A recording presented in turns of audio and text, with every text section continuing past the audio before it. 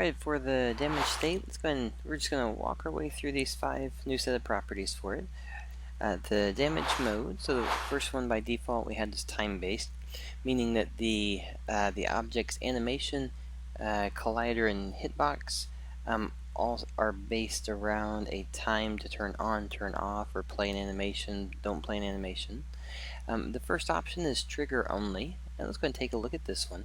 So what trigger only means is that you can actually use your trigger box. If you don't, if I have my trigger box set up, so say for instance trigger is enabled, if I have this set up but this mode is set to something else, then the trigger box is not going to do anything for me in terms of activating the damage state or anything.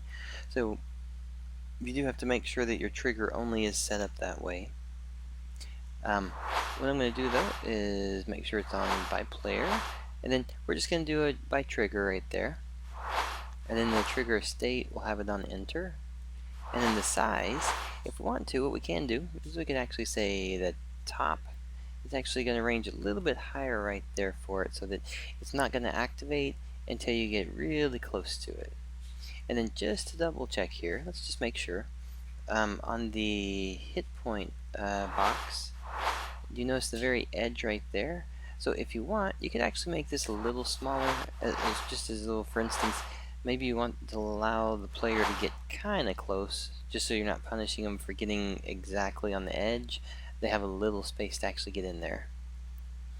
Alright, so now just by doing that, what we've done is set the animation side up so that the animation is going to stay low right here until we get to the point we pass the trigger area. So notice now it's only going to do it when I jump over it, but otherwise it just stays down. And if I do jump and I hit, then I wind up getting hit while I'm in there.